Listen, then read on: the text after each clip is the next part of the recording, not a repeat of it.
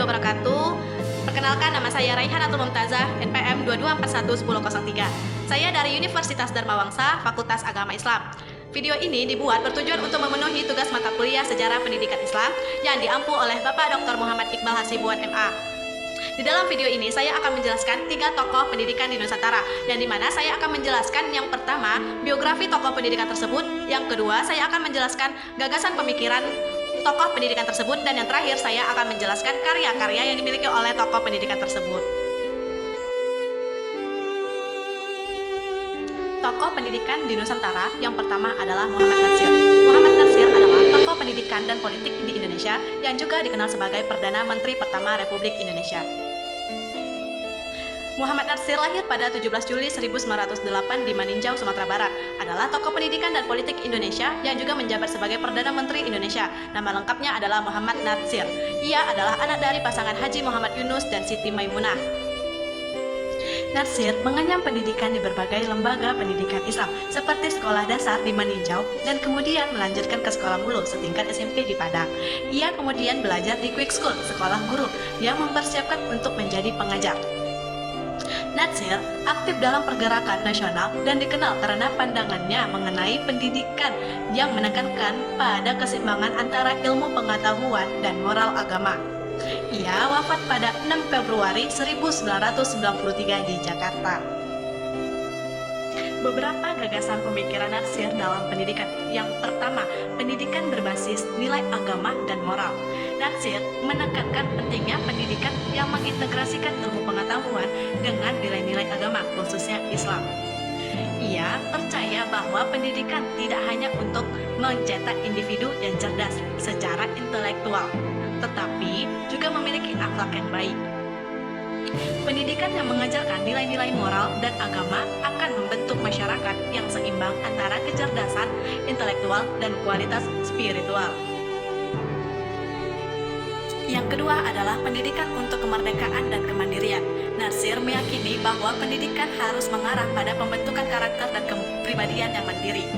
Pendidikan harus membekali siswa dengan kemampuan untuk berpikir kritis dan memecahkan masalah, serta memiliki rasa tanggung jawab terhadap bangsa dan negara.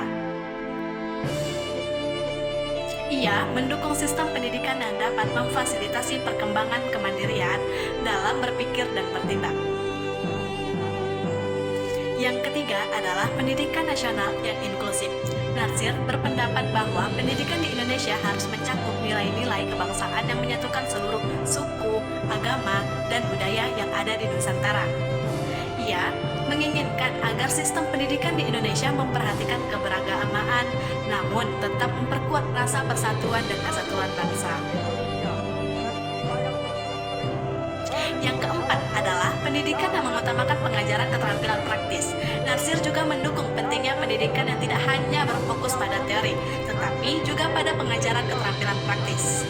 Menurutnya, pendidikan harus dapat menghasilkan individu yang tidak hanya menguasai ilmu pengetahuan, tetapi juga terampil dalam berbagai bidang yang berguna untuk masyarakat dan negara.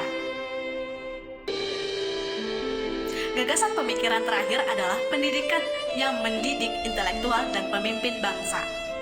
Natsir sangat mengapresiasi peran pendidikan dalam membentuk pemimpin-pemimpin bangsa yang memiliki visi yang jelas dan kemampuan untuk memajukan negara. Ia percaya bahwa pendidikan harus berorientasi pada pembentukan pemimpin yang mampu membawa Indonesia ke arah yang lebih baik dengan mempertimbangkan aspek moral, agama, dan intelektual.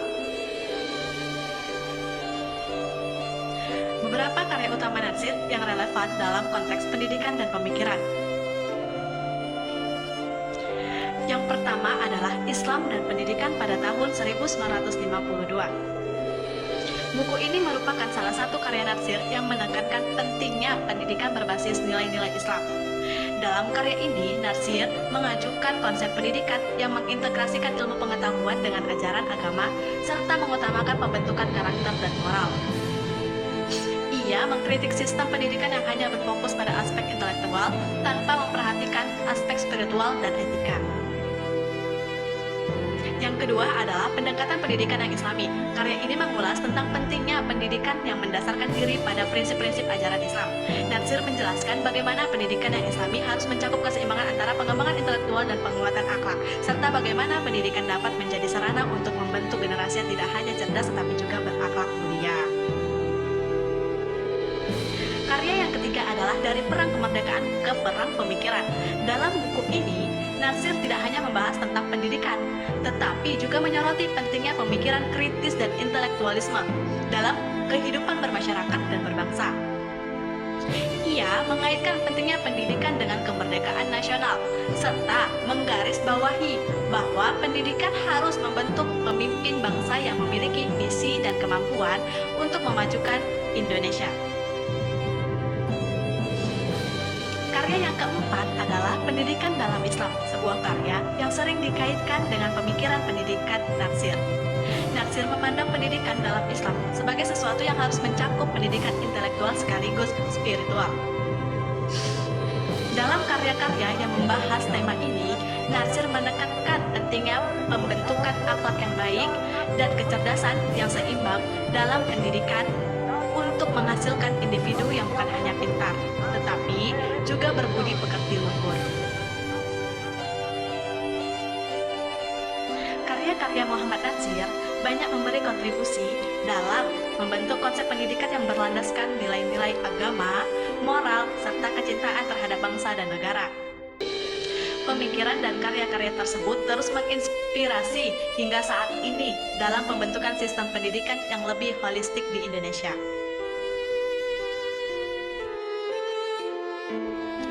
Tokoh pendidikan di Nusantara yang kedua adalah Dr. Zainal Abidin. Dr. Zainal Abidin adalah salah satu tokoh pendidikan di Indonesia yang dikenal atas kontribusinya dalam dunia pendidikan, khususnya di daerah Sumatera. Dr. Zainal Abidin lahir di kota Pariaman, Sumatera Barat, pada tanggal 12 Desember 1943. Ia berasal dari keluarga yang sangat menghargai pendidikan. Orang tua Zainal Abidin adalah Haji Abdurrahman dan Siti Nurbaya. Mereka adalah pasangan yang sangat memperhatikan pendidikan anak-anaknya meskipun dalam kondisi ekonomi yang terbatas. Dr. Zainal Abidin memulai pendidikannya di sekolah rakyat dan melanjutkan ke tingkat sekolah menengah atas di Padang. Setelah itu, ia melanjutkan studi ke perguruan tinggi. Ia menempuh pendidikan di Universitas Andalas di Padang dan meraih gelar sarjana pendidikan pada tahun 1966. Dr. Zainal Abidin melanjutkan pendidikan pasca sarjananya di Universitas Gadjah Mada di Yogyakarta dan meraih gelar magister pendidikan pada tahun 1973. Tak terhenti di situ, ia kemudian melanjutkan studi ke jenjang doktor dan meraih gelar doktor pendidikan pada tahun 1981. Dr. Zainal Abidin wafat pada tanggal 5 Februari 2020 setelah melalui perjuangan panjang dalam bidang pendidikan di Indonesia. Wafatnya beliau meninggalkan banyak kenangan dan kontribusi yang masih diingat oleh para kolega dan siswa-siswanya. Dr. Zainal Abidin dikenal sebagai tokoh yang memiliki dedikasi luar biasa dalam mencerdaskan kehidupan bangsa, khususnya dalam dunia pendidikan di Indonesia. Beberapa gagasan utama yang dikembangkan oleh Dr. Zainal Abidin dalam dunia pendidikan di Indonesia, yaitu yang pertama adalah pendidikan yang berbasis pada kearifan lokal. Dr. Zainal Abidin meyakini bahwa pendidikan di Indonesia harus mengintegrasikan nilai-nilai kearifan lokal. Ia mendorong agar kurikulum pendidikan di Indonesia lebih relevan dengan budaya dan tradisi lokal, sehingga siswa tidak hanya belajar pengetahuan global, tetapi juga dapat mempertahankan dan mengembangkan identitas budaya bangsa. Dengan demikian, pendidikan tidak hanya menjadi sarana untuk menuntut ilmu, tetapi juga memperkuat jati diri bangsa. Yang kedua adalah pendidikan inklusif. Salah satu gagasan penting yang sering dikemukakan oleh Dr. Zainal Abidin adalah pentingnya pendidikan inklusif, yaitu pendidikan yang dapat diakses oleh semua lapisan masyarakat, termasuk anak-anak dari keluarga miskin, anak-anak dengan disabilitas, dan mereka yang tinggal di daerah terpencil. Ia memperjuangkan agar pendidikan dasar bisa dinikmati oleh seluruh rakyat Indonesia tanpa terkendala oleh faktor ekonomi atau geografis. Yang ketiga adalah pendidikan untuk mengembangkan karakter. Dr. Zainal Abidin juga sangat menekankan pentingnya pendidikan yang tidak hanya mengajarkan pengetahuan, tetapi juga membangun karakter siswa. Ia berpendapat bahwa pendidikan harus melibatkan pembentukan moral dan etika, serta karakter yang kuat pada diri siswa. Menurutnya, pendidikan yang baik adalah pendidikan yang dapat mencetak generasi yang berakal mulia dan bertanggung jawab. Yang ketiga adalah pendidikan. Beberapa karya dan kontribusinya yang signifikan. Yang pertama adalah karya tulis dan buku. Dr. Zainal Abidin menulis berbagai buku dan artikel yang mengangkat tema pendidikan, baik dalam konteks nasional maupun lokal. Beberapa karya tulisnya banyak membahas tentang pendidikan dasar, pendidikan karakter, dan pendidikan inklusif. Buku-bukunya seringkali digunakan sebagai referensi di kalangan pendidikan dan mahasiswa pendidikan. Karya yang kedua adalah artikel dan jurnal. Selain buku, Dr. Zainal Abidin juga menulis sejumlah artikel di jurnal dunia yang berfokus pada tema-tema seperti pengembangan kurikulum, pendidikan berbasis teknologi, pendidikan inklusif, dan peran pendidikan agama dalam pembentukan karakter bangsa. Karya-karya ini seringkali menjadi referensi di berbagai seminar pendidikan. Yang ketiga adalah kontribusi dalam penyusunan kebijakan pendidikan. Meskipun tidak memiliki karya dalam bentuk buku atau artikel yang sangat banyak, kontribusi Dr. Zainal Abidin dalam dunia pendidikan lebih tampak melalui peran aktifnya dalam merumuskan kebijakan pendidikan, baik di tingkat lokal maupun nasional. Ia terlibat dalam berbagai forum pendidikan yang menghasilkan kebijakan yang memajukan dunia pendidikan di Indonesia. Tokoh pendidikan di Nusantara yang ketiga adalah Siti Walidah. Siti Walidah adalah salah satu tokoh pendidikan perempuan yang berperan penting dalam sejarah pendidikan di Indonesia, khususnya dalam pengembangan pendidikan untuk perempuan dan anak-anak di awal abad ke-20. Tokoh di awal abad ke-20, Siti Walidah lahir pada tanggal 15 Januari 1887 di Kota Padang, Sumatera Barat. Ia berasal dari keluarga yang sangat memperhatikan pendidikan. Ayahnya adalah Haji Muhammad Saleh, adalah seorang guru agama, sementara ibunya adalah seorang ibu rumah tangga yang mendukung pendidikan anak-anaknya. Keluarga Siti Walidah sangat mementingkan pendidikan agama serta keilmuan umum yang menjadi fondasi penting bagi perjalanan hidupnya. Siti Walidah sejak kecil telah diberi pendidikan agama yang kuat oleh orang tuanya. Ia belajar mengaji dan memahami dasar-dasar agama Islam. Setelah itu, ia melanjutkan pendidikan formalnya ke sekolah-sekolah di Sumatera Barat. Meskipun pada masa itu pendidikan untuk perempuan masih sangat terbatas. Siti Walidah dikenal sebagai perempuan yang cerdas dan aktif belajar, yang kemudian membawanya untuk mendalami berbagai pengetahuan, baik dalam bidang agama maupun pengetahuan umum. Siti Walidah juga melanjutkan studinya di Mekah, Arab Saudi, di mana ia mempelajari ilmu agama Islam lebih mendalam.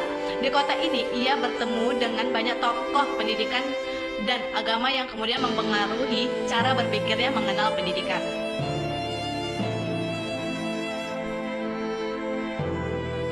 Siti Walidah adalah salah satu pelopor pendidikan untuk perempuan di Indonesia pada masa awal abad ke-20.